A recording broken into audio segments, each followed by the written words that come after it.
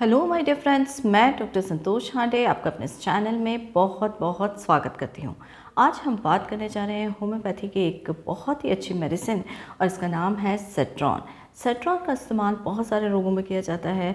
चलिए जानते हैं इस मेडिसिन के बारे में। यदि आप मेरे इस चैनल में नए हैं तो इसे सब्सक्राइब कर लीजिए और इस वीडियो को शुरू से आखिर तक ज़रूर से देखिए, क्योंकि इस मेडिसिन के बारे में आपको बहुत बेहतर जानकारी होगी। सेट्रॉन एक ऐसी होम्योपैथिक मेडिसिन है जिसका इस्तेमाल हम बहुत रोगों में करते हैं। जैसे कि अगर बहुत सिंपल सा देखा जाए, अगर कोई स्नेक बाइट हो या इंसेक्ट बाइट हो, यानी किसी कीड़े ने काट लिया है, तो वहाँ पर इसका इस्तेमाल किया जाता है। बहुत समय से इसको यूज़ किया जाता रहा है मलेरिया जैसे फीवर्स के लिए, या जो कि रह के फीवर आते हैं, यानी जिसे हम इंटरमिटेंट फीवर कहते हैं, तो उसमें इसका इस्तेमाल बहुत ही अच्छे से किया जाता है। ये ऐसी जगह पर के लिए ज़्यादा यूज़फुल है जो कि गर्म रहती हैं, मार्शी रहती हैं, जहाँ पानी या बरसात बहुत ज़्यादा होती है। और इस तरह के बरसात होने की वजह से जो नमी होती है इत्यादि में मच्छर ज़्यादा पनपते हैं और वहाँ मलेरिया ज़्यादा हो जाता है। तो ये मलेरियल फीवर्स के लिए बहुत ही अच्छी मेडिसिन के रूप में कार्य करती है। जॉइंट्स पेन हो जाए, जॉइंट्स में स्वेलिंग हो जाए, उसके लिए भी सेट्रॉन का इस्तेमाल किया जाता है। ये जो मेडिसिन है वो हेडेक के लिए काफ़ी ज़्यादा इस्तेमाल की जाती है, और इसी प्रकार से जो आँखों से रिलेटेड प्रॉब्लम्स होती हैं उनमें भी इसका इस्तेमाल बहुत बेहतर तरीके से किया जाता है। तो चलिए जानते हैं इसके बहुत ही 5 महत्वपूर्ण उपयोग। पहले सिम्टम के रूप में हम देख लेते हैं, ऐसे लोगों के लिए ज़्यादा सूटेबल मेडिसिन है जो कि नर्वस होते हैं, एक्साइटेबल टेम्परामेंट के होते हैं, यानी ज़रा सी बातों पे बहुत ज़्यादा उत्तेजित हो जाते हैं। जैसे कि अगर आप देखते हैं कि इग्नेशिया जैसी मेडिसिन है, वो भी इसके कंपैरिजन में यूज़ होती है। दूसरे सिम्टम के रूप में देख लेते हैं, इस मेडिसिन में पीरियोडिसिटी बहुत ज़्यादा इम्पॉर्टेंट है। पीरियोडिसिटी का मतलब होता है कि एक निश्चित अंतराल के बाद में जो कंप्लेंट्स होती हैं या सिम्टम्स होते हैं वो रिपीट होते हैं। जैसे कि अगर इसका जो फीवर होता है, तो फीवर के संबंध में ये देखने को मिलता है कि अगर आज के दिन ये फीवर आया है तो ये एक निश्चित अंतराल के बाद, यानी अगले दिन उसी समय पे आ सकता है, या अगले हफ्ते उसी समय पे आ सकता है, या 1 महीने बाद भी उसी समय पर आ सकता है। तो क्लॉक लाइक पीरियोडिसिटी, जैसे घड़ी की पीरियोडिसिटी होती है, उसके हिसाब से इसकी कंप्लेंट्स आती हैं। और जब ये सिम्टम आपको मिल जाएंगे तो आप अगर इस मेडिसिन का इस्तेमाल करेंगे तो आपको बहुत ही फंटास्टिक रिजल्ट्स मिलेंगे। बेसिकली इसमें देखा जाता है कि जैसे इसके फीवर है, फीवर यूजुअली 9 बजे सुबह के समय स्टार्ट हो जाता है, या हेडेक है वो 9 बजे के करीब स्टार्ट हो जाता है, और वो अगले दिन या अगले हफ्ते या अगले महीने ठीक उसी समय पर आता है। तो जब इस तरह की पीरियोडिसिटी हो तो वहाँ पर इसका इस्तेमाल काफ़ी ज़्यादा फ़ायदेमंद है। इसी प्रकार से फीवर में भी देख लेते हैं, जो इसका फीवर है वो एक निश्चित अंतराल के बाद आता है। जैसे कि आप देखते हैं कि मलेरिया फ़ीवर होता है, इसमें जो वैरायटीज़ होती हैं, जो मलेरियल पैरासाइट्स होते हैं, उसके आधार पर ये 12 घंटे में, 24 घंटे में, 36 घंटे में, 72 घंटे में रिपीट होता है। तो उसी तरह की क्लॉक लाइक पीरियोडिसिटी फीवर के केसेस में भी देखने को मिलती है। तो ये इसका बहुत ही ज़्यादा महत्वपूर्ण सिम्टम है। तीसरे सिम्टम के रूप में देख लेते हैं इसके पेन्स यानी कि दर्द। ये आपको मालूम है कि विभिन्न प्रकार से जो दर्द की विशेषता होती है उससे कई बार मेडिसिन का इंडिकेशन हो जाता है।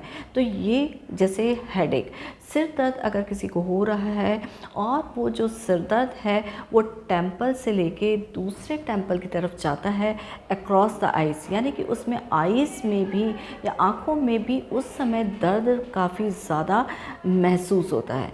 ये जो सिर दर्द होता है वो 9 बजे सुबह के टाइम में स्टार्ट हो जाता है, और ये जो दर्द होता है ये एक निश्चित अंतराल के बाद में बार बार रिपीट होता है।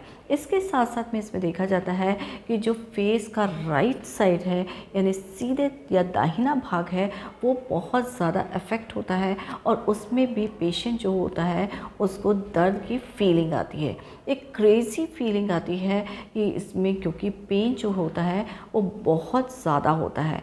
फ्रंटल एरिया यानी सिर के अग्रभाग में भी जो दर्द होता है उसकी तीव्रता महसूस होती है। दूसरा जो इसका पेन है जो बहुत ज़्यादा इम्पॉर्टेंट है वो है आँखों से रिलेटेड। तो आँखों में भी जो पेन्स होते हैं वो बहुत सीवियर होते हैं। आँख जिसे हम आई बॉल बोलते हैं उसमें दर्द बहुत ज़्यादा महसूस होता है। सुप्रा ऑर्बिटल न्यूरैल्जिया यानी कि ये एक नर्व पेन होता है, जो नसों में होने वाला दर्द होता है उस तरह का पेन होता है, काफ़ी ज़्यादा तीव्र इंटेंसिटी का होता है, जिससे कि पेशेंट जो है वो बहुत ज़्यादा परेशान हो जाता है। यहाँ पर आँखों में से जो पानी बहता है तो वो भी काफ़ी ज़्यादा गर्म होता है और आँखें भी लाल होती हैं। तो इंटेंस सुप्रा ऑर्बिटल न्यूरैल्जिया जो आँखों में होने वाला दर्द होता है उसके लिए मेडिसिन का उपयोग जो है वो बहुत ही ज़्यादा फ़ायदेमंद है। न्यूरैल्जिया यानी नर्व पेन्स, ये इसके लिए भी एक बहुत ही ज़्यादा महत्वपूर्ण मेडिसिन है।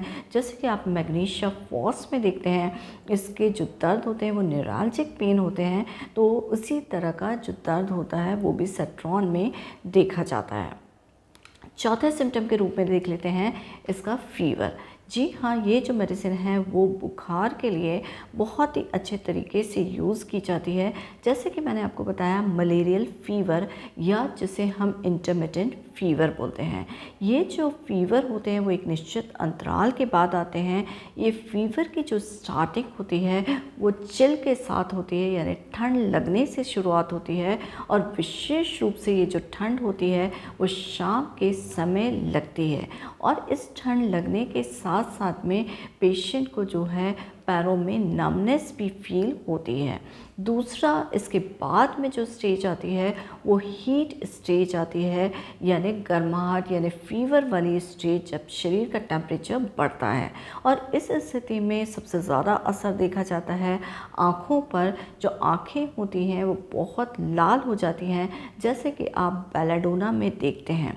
और इन आँख से उसमें से जो लैक्राइमेशन होता है यानी आंसू गिरते हैं वो बहुत ज़्यादा गर्म होते हैं, जिसको कि पेशेंट फील करता है। और इसके बाद में जो चिल स्टेज के बाद में प्रोफ्यूज पर्सपिरेशन यानी पसीने वाली स्टेज आती है। तो ये तीनों जो स्टेजेस होती हैं उसमें हम इसको कंपेयर करते हैं चाइना यानी सिंकोना जैसी मेडिसिन से, जिसमें चिल स्टेज, हीट स्टेज और पर्सपिरेशन स्टेज बहुत मार्क्ड रहती हैं। और लेकिन सिंकोना में जो डेबिलिटी होती है या कमज़ोरी होती है वो बहुत ही ज़्यादा महसूस होती है। इसके बाद पांचवें सिम्टम के रूप में देख लेते हैं। इस मेडिसिन में आपको मेंस्ट्रुअस के पहले वाली कंडीशन में बहुत सारे सिम्टम्स देखने को मिलते हैं, जिसे हम प्री मेंस्ट्रुअल सिंड्रोम से भी जान सकते हैं कि पेशेंट जो होता है उसको बहुत ज़्यादा चक्कर आने लगते हैं, उसे ऐसा लगता है कि सिर घूम रहा है, उसको पैल्पिटेशन होता है यानी कि हृदय की जो धड़कन होती है वो बहुत ज़्यादा बढ़ जाती है, और साथ ही में उसको हेडेक जैसे फीचर्स आते हैं, आँखों में दर्द होने लगता है, पसीना आता है। तो ये जो फीचर्स होते हैं अगर मेंसेस के पहले वाली कंडीशन में आते हैं तो वहाँ पर इस मेडिसिन का उपयोग बहुत ही ज़्यादा फ़ायदेमंद है। तो ये थे बहुत ही ज़्यादा प्रोमिनेंट सिम्टम्स इस मेडिसिन के बारे में, जिसके आधार पर आप इस मेडिसिन का इस्तेमाल कर सकते हैं। एक और चीज़ इसमें जो बताना चाहूँगी वो बहुत ज़्यादा इम्पॉर्टेंट है। जैसे अगर किसी को मलेरिया फ़ीवर हुआ और मलेरिया फ़ीवर होने के बाद में उसको चाइना या सिंकोना या फिर क्विनाइन जैसी मेडिसिन दी गई, और क्विनाइन के ओवर यूज़ की वजह से अगर उसमें कानों में से आवाज़ आती है जैसे कोई दहाड़ रहा है, जैसे हम टिनिटस भी बोलते हैं, तो ये अगर टिनिटस होता है मलेरिया के क्विनाइन के लेने के बाद में, तो वहाँ पर इस सेट्रॉन का उपयोग बहुत ही ज़्यादा यूज़फुल है या लाभदायक है। तो आई होप ये इन्फॉर्मेशन आपको पसंद आई होगी, और यदि आपको पसंद आई है तो प्लीज़ इसे शेयर करिए, लाइक करिए, बेल आइकन पे ज़रूर से प्रेस करिए ताकि आगे आने वाले वीडियोस का नोटिफिकेशन आपको मिल सके। मैं एक बात कहना चाहूँगी, कई बार ऐसा कहा जाता है कि होम्योपैथी बहुत स्लोली वर्क करती है और इसका जो असर आता है वो धीमे धीमे ही होता है, लेकिन ऐसा नहीं है कि अगर कोई भी एक्यूट कंडीशन है, अगर सिम्टोमेटिक, आपने सही मेडिसिन का इस्तेमाल किया है तो वो बिल्कुल तुरंत ही असर करती है, इवन सेकंड्स में असर करती है। कई मेडिसिन के साथ में मेरा ऐसा एक्सपीरियंस है। विशेष रूप से मैं बताना चाहूँगी कि जैसे मैग्नीशिया फॉस है, एक बार एक छोटा बच्चा उसकी मदर मेरे पास में लेके आई और उसको बहुत सीवियर पेट में दर्द हो रहा था। वो 6 महीने का बच्चा था और जब मैंने उसके पूरा कंडीशन देखी, पेट दबा के देखा, उसमें आराम मिल रहा है, तो मुझे समझ में आया कि ये फ्लैटुलेंस यानी पेट में गैसेस के एक्यूमुलेशन की वजह से हो सकता है। तुरंत ही उसको एक गोली हल्के गुनगुने पानी में घोल के दी गई और तुरंत ही विदिन सेकेंड्स उसका ये जो पेट दर्द है वो बिल्कुल ठीक हो गया और बच्चा बिल्कुल शांत हो गया।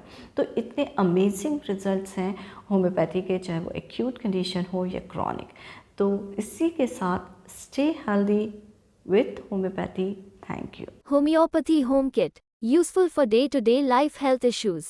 Product highlights. Helpful against constipation. Helps relieve stress, anxiety, and depression. Effective remedy for travel sickness, nausea and other conditions. SBL Homeopathic Home Kit is a quality product from SBL and an essential homeopathic remedy consisting of 25 homeopathic medicines for the treatment of 22 common ailments.